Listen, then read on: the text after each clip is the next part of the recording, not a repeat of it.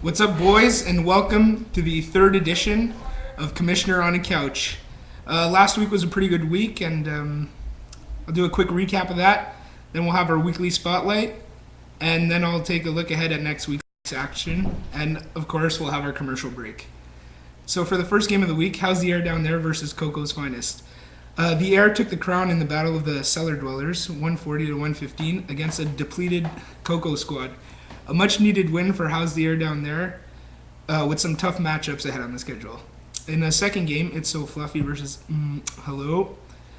In this matchup, actually, it looked like Hello might actually pull off an upset.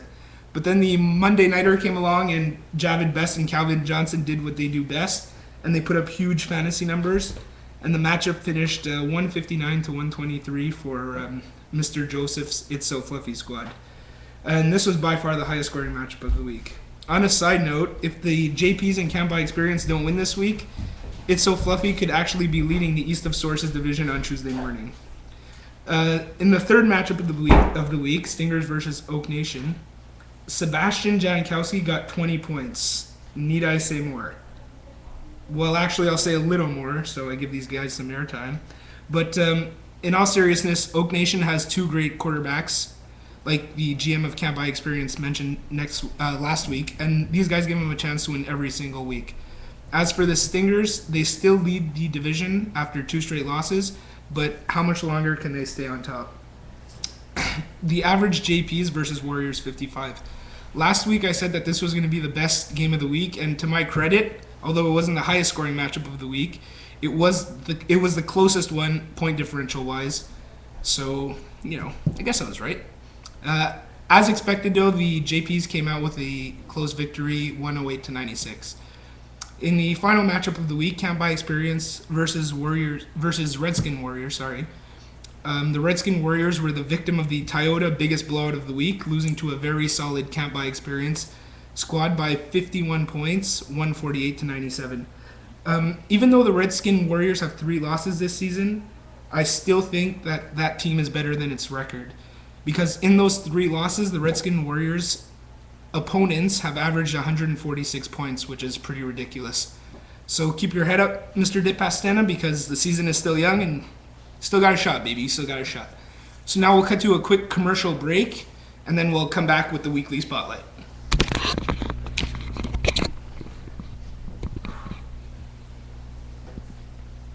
Is your life in a downward spiral? Are you addicted to gambling? I'm all in. That doesn't cover it. What about this GameCube? Nah, man. My grad DVD? Alright. If so, then call our helpline today, and a representative will be with you shortly to help you get through these problems. And we're back. So, as promised, we'll have the weekly spotlight now. Oh my god, sorry for these technical difficulties. And as you may have noticed, the couch that I'm on this week is different than usual. And that's because Commissioner on a Couch took a little road trip this week to the residence of Mr. Christopher Uramian, General Manager of the Warriors 55.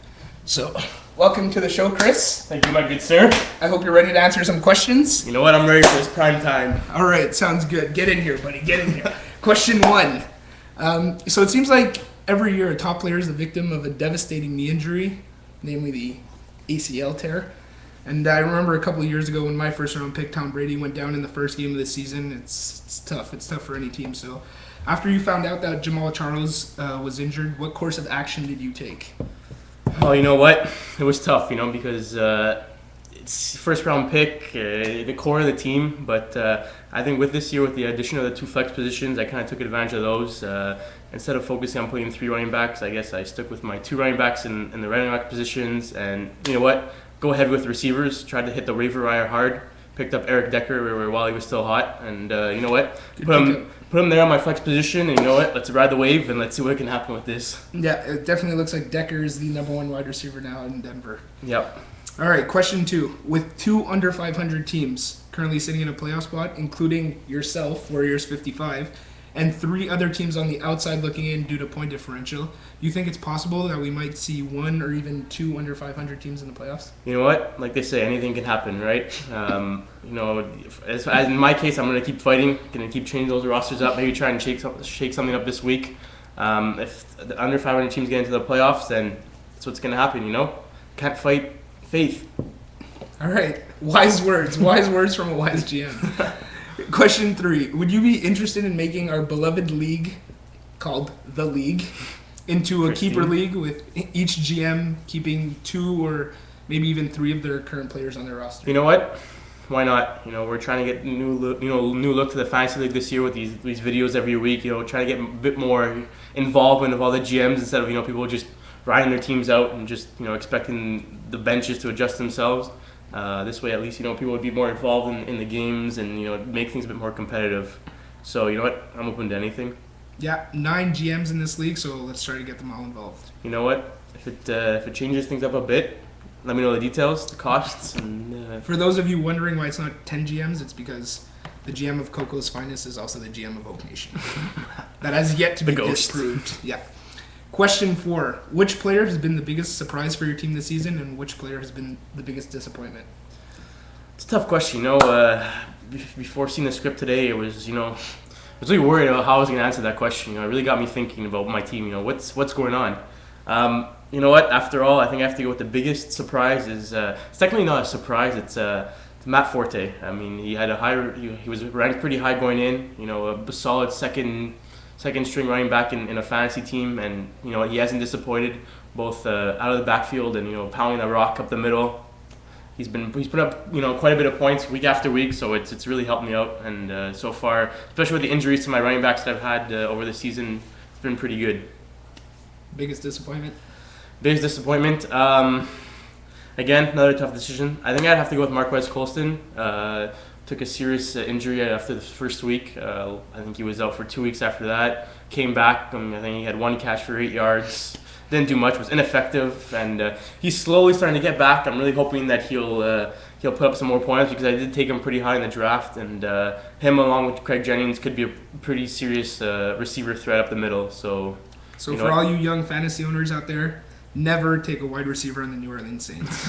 You're just asking for trouble. At this point, I have take their tight end. Though. Yeah, Take I have their tight end. I have Robert Meacham. So at this point, if Drew Brees is throwing, chances are I have a catch. So it's the way to go. On a side note, I just want to throw it out there for all the GMs listening. After the announcement that LeGarrette Blount might be out also this week, I'm looking to pick up a running back. I have Jonathan Stewart and Michael Bush who just won't cut it with 8 touches a game. I need to just get more points on the running back position. I have a lot of depth at receivers, so you know what? Shoot me an old message and seriously consider what you have to offer because at this point, I need to shake something up going into the potential second half of the season. All right. Thank you very much, Chris. Thank you, sir. Thank you for your domicile. This was great. Let me know for autographs. Good luck in your after. matchup this week. Thank you. So there you have it. A call to action, one might say, by Mr. Christopher Uramian, the general manager of Warriors 55. So get on those rosters and look to make a trade, I guess is what Chris is trying to say here. So moving on to a look ahead at next week's action or later this week's action. How's the air down there versus Warriors 55? This is a big mid-season matchup and could go a long way towards deciding a playoff berth come week 14 since a 500 team could very well be a division leader in the Budge Bandit Warriors division.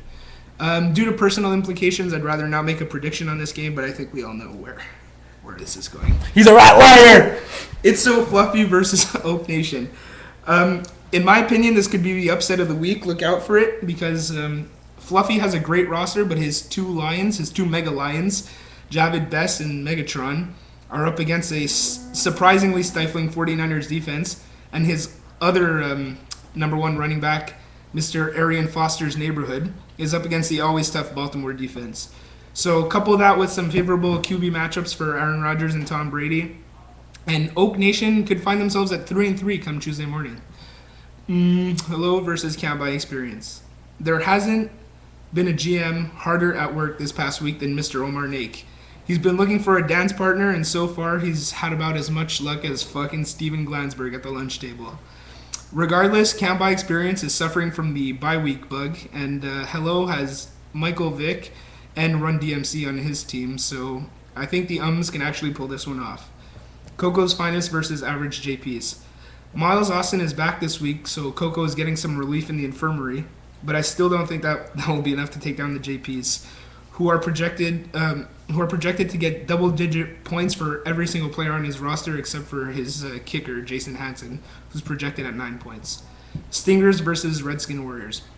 After a quick 3-0 start, the Stingers have been on a bit of a skid lately because of injuries, mainly because of injuries to Andre Johnson and Antonio Gates. And with only one QB on their starting roster this week, I don't see the Stingers getting a W against a solid and relatively bye-free Redskin Warriors team. So that's it for this week, boys. Thanks a lot for watching. I'll see you all next week. By the way, where's my money, man? Where's my money? Let's see some Benjamins. Peace.